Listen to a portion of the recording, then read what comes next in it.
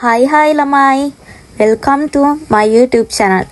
ඉතින් මේ වීඩියෝ එකෙන් ඔයාලට ගේන්නේ first day එක driving school එකේ first day එකට ගියහම මොකද වෙන්නේ, first day එකට යන්නේ කොහොමද, ඒ ගැන විස්තරයක් තමයි මේ වීඩියෝ එකේ තියෙන්නේ.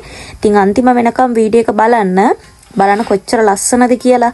ඉතින් ජපානයේ කියලා හැමතැනම බිල්ඩින්ස් තියෙන තැන් විතරක් නෙමෙයි, මේ වගේ ලස්සන ලංකාවේ වගේම පරිසරයක් තියෙන ඒ නගරත් තියෙනවා. ඉතින් මං හරි ආසයි මෙතනට.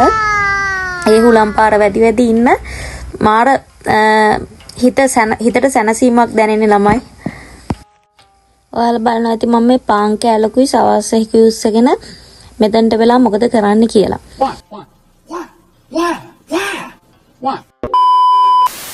මං ඉතින් මේ ඩ්‍රයිවිං ස්කූල් එකට යන ට්‍රාන්ස්පෝර්ට් එකේ නිකන් ඉන්නවා. බස් එකක් හරි වෑන් එකක් හරි තමයි ඉතින් එන්නේ. ඉතින් මේ පැත්තෙන් යන්න ඉන්න ළමයි අඩු නිසා මං හිතන්නේ වෑන් එකක් එනවා ඇති. 42කට තමයි ළමයි ටයිම් එක දීලා තියෙන්නේ. දැන් 41යි වෙලාව. ඉතින් තව විනාඩියක් තියෙනවා. අපි බලමු කොහොමද එන්නේ කියලා. බලන්න ඉතින් මං ඉන්නේ නිකන් නෙවෙයි ලස්සන වැවක් ගාව. ඉතින් මේකට වැවක් නම් කියන්න බෑ, පොකුණක් කියලා කියමු. ඉතින් අපි ලංකාවේ වැවල් එක ගනිද්දි මේකට වැවක් නම් කියන්න බෑ ළමයි. බලන්න ළමයි අර ඈතින් පේන ලස්සන දස්සුන ලස්සනට කාර් එකක් වොෂ් කරනවා. ඉතින් පේනවද? ගෑනු ළමෙක් එයා.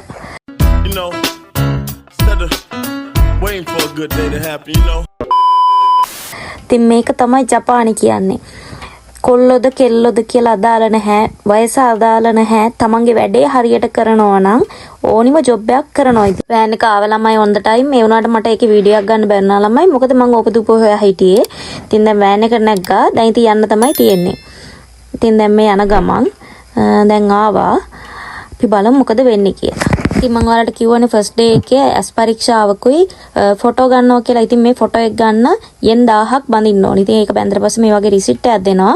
ඊට පස්සේ ඔයාලට පේනවා ඉතින් කහ පාට තියෙන තමන්ට අයිති ෆයිල් එක. තමන්ගේ නමින් එයාලා හදලා තියෙන ෆයිල් එක. ඉතින් ඒ ෆයිල් එකත් අපිට දෙනවා. මේ රිසිට් එකත් දෙනවා. ඉතින් ෆොටෝ එක අරගෙන ඉවරයි. ඊට පස්සේ ඉතින් අපිට ක්ලාස් රූම් එකට වෙලා වාඩි වෙලා ඉන්න තියෙන්නේ සෙන්ස් එනකන්.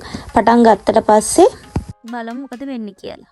මේක තමයි ළමයි අපේ ඩ්‍රයිවිං ස්කූල් එකේ ක්ලාස් රූම් එක. ඉතින් ඔයාලා බලන්න ඔක්කොම මාර්ග සංඥා අර වාහනික කෑල්ලකුත් තියලා එයාලා හරි ලස්සනට ක්ලාස් රූම් එක arrange කරලා තියෙනවා. ඉතින් මෙතන white board එක නෙවෙයි කළු ලෑල්ලේ ලියලා තියෙන්නේ මොන දිනයන් වල මොන ටයිම් එකටද තියෙන්නේ ට්‍රේනින් තියෙන්නේ කොහොමද ඒ දේවල් ලියලා තියෙන්නේ ළමයි. ඉතින් මේ වගේ පොත් බෑග් එකක් හම්බෙනවා ඔයාලට. මේ බෑග් එක ඇතුලේ ඔයාලට අදාළ කරන ඔක්කොම පොත් තියෙනවා. ඉතින් අපි සෙන්ස් එනකන් තමයි මේ බලාගෙන ඉන්නේ. ඉතින් මම ඔයාලට කිව්වා ෆස්ට් ඩේ එකේ ඔයාලට IQ පේපර් එකක් දෙනවා කියලා. ඒක ඉංග්‍රීසි වලනුත් තියෙනවා, ජපනීස් වලනුත් තියෙනවා ළමයි. මේ තියෙන්නේ ඔයාලට උත්තර මාක් කරන්න තියෙන මේක. මේ තියෙන්නේ ප්‍රශ්න පත්‍රය. මේක පොතක් වගේ තමයි තියෙන්නේ.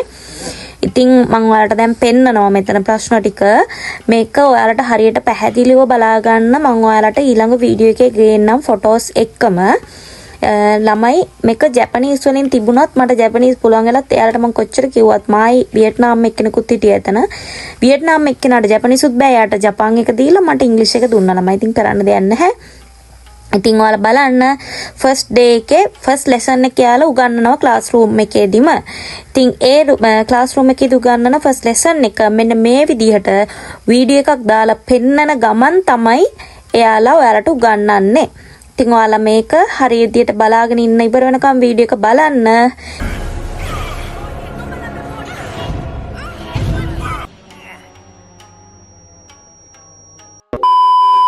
ඉතින් ආයි ඊළඟ වීඩියෝ එකෙන් හම්බෙමු. ඕනේ ප්‍රශ්නයක් තියෙනවා නම් කමෙන්ට් එකක් දාන්න ළමයි. 個人だけの場所があります。学校、駅のホームなど、人はこれらの公共の場所で生活することが多いものです。これら公共の場所ではルールやマナーが決められており、自分勝手な行動は許されません。しかし、個人の場所ではどうでしょうか。自分の部屋ではルールから解放されて好き勝手な行動ができるのです。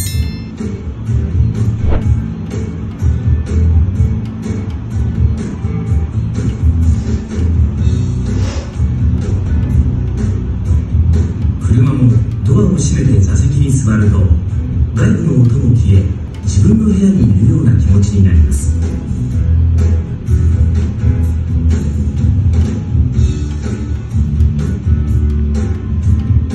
二輪車も座席に座ると個人の場所だと勘違いして自分だけの世界に入ったような気持ちになります。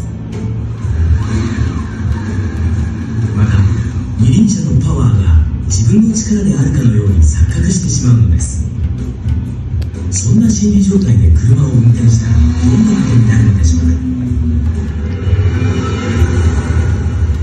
結果は火を見るより明らかです。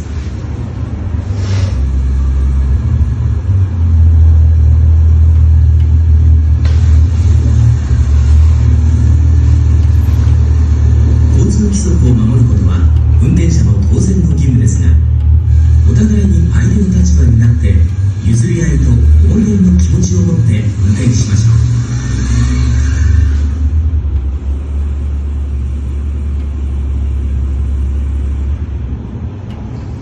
運転者は常に他人に迷惑をかけるようなことや危険を与えるようなことをしてはいけません。それは道路を利用する人だけでなく沿道で生活している人に対しても同じなのです。だから車を絶対運転してはいけません。これから車を運転する恐れのある人に先を進めてもいけません。また車を貸してもいけません。運転している人が酒を飲んでいることを知りながら同乗してはいけません。酒を飲むと注意力が鈍くなり危険の発見が遅れてしまいます。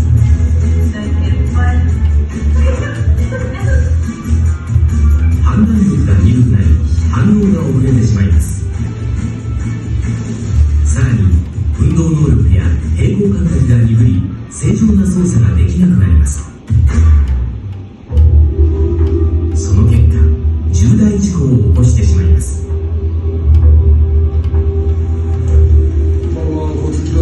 はい、酒の原本になります。はい、大丈夫でしょうか。はい、大丈夫ですね。到着に行きます。飲酒運転による悲惨な交通事故は後を絶たず社会問題化しています。せっかく取得した免許証も飲酒運転をすると1回で免許停止や取り消し処分を受けることになります。酒気帯び運転は絶対してはいけません。ඉතින් මං හවස ගියපු නිසා නමයි රෑ වුණා. දැන් ඉවරයි. දැන් ඉතින් වාහනේ දැඟලා ඉන්නේ. දැන් අපහු යන්න හදන්නේ. ඔයාලා සම්පූර්ණ වීඩියෝ එක බැලුවා නම් ඔයාලට අයිඩියා එකක් ගන්න පුළුවන් කොයි විදියට ලෙසන් එක යන්නේ කියලා. ඉතින් ඒ විදිහට තමයි ලෙසන් එක එයාලා උගන්වන්නේ. ඔන්ලයින් උනත් ෆිසිකල් උනත් ඒ විදිහට තමයි උගන්වන්නේ. ඉතින් අපි ඊළඟ වීඩියෝ එකෙන් ආයි හම්බෙමු. ඕනි ප්‍රශ්නයක් කමෙන්ට් කරන්න ළමයි. මං හිතනවා මේ වීඩියෝ එකත් ඔයාලට වැදගත් වෙන්න ඇති කියලා. channel එක subscribe කරලා තියාගන්න ළමයි. තව කෙනෙක්ට මේ වීඩියෝ එක share කරන්න. ඉතින් bye bye. දැන් ආව ළමයි. ඉතින් බයිසිකල් එක දාලා ගියේ මේ හරියෙන්. ඒකත් තරම් යන්න තමයි ඕනි. හැබැයි ඊට කලින් මොන හරි කන්න ගන්න ඕනි. බයිසිකල් එකත් තියෙනවා.